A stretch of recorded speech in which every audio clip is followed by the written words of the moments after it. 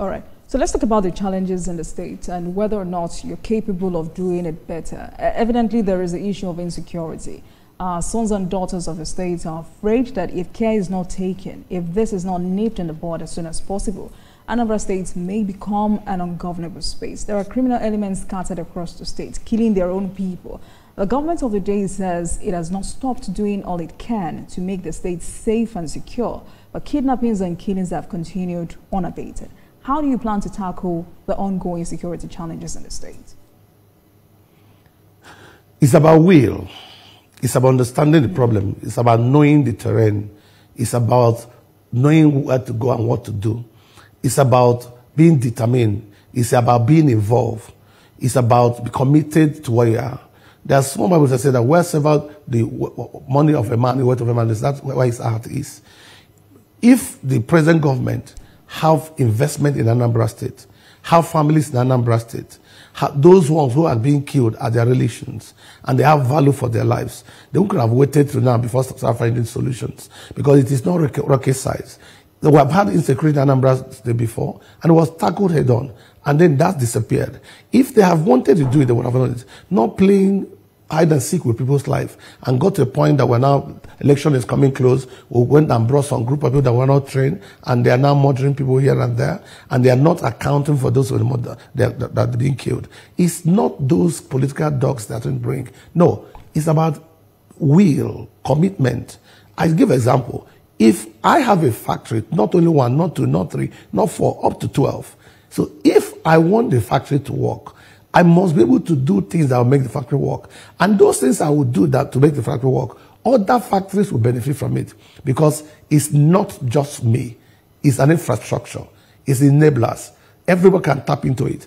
But if I don't have, I might say, oh, no, it doesn't work. So I'm coming from the point that we must be a shareholder, a partaker, and see ourselves that way before we can be able to tackle those problems that are facing us. But if we are not, we'll be nonchalant about it, like this government are. It's okay, there are thousands of people that have been killed. What would their families say? That they use the life of their people for porn? Would they clap for you? This would have been averted. It's totally avoidable. But we'll choose to be speaking English and grammar, choose to be playing and then dangling around. It would be things that will have monopoly of knowledge, and then we could not be able to seek the right solutions and the right advice right there. Also, if you remember, one of the Reverend Fathers had said that a Reverend Father was kidnapped, and they reached out to him and other people. And he called the police. Police said they have nothing to go after those people. The state government has not been giving us funds.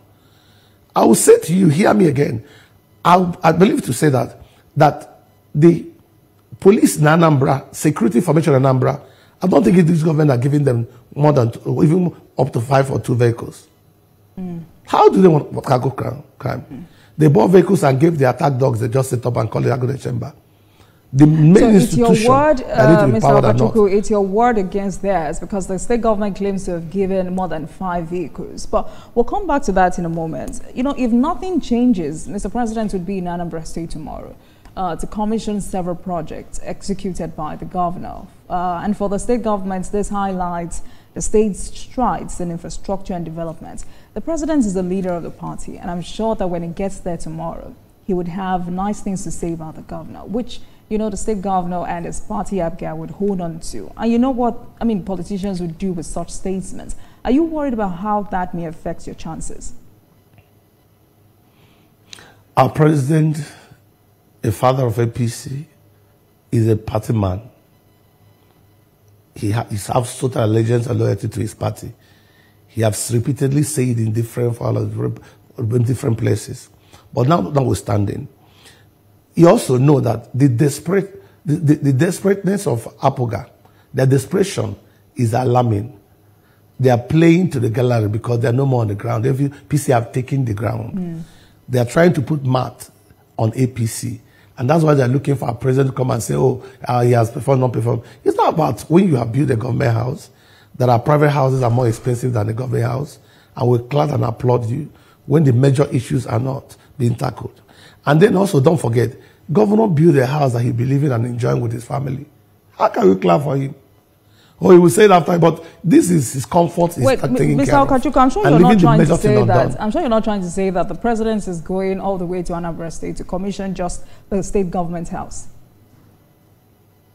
Oh no, it's not just the state government house. Okay. I'm just saying that even the government house was not started by this government. It was former our government of Obiano started the government house. He only completed it. The stadium and the amusement park was built by Obiano. He only completed it. So is he coming to complete a project that also completed? Because he's trying to play to the gallery to say, oh, I have done this, or because of that is clear for me. It's like the state is like a body. Body have eyes, I said it before, have nose, have ear, have hands.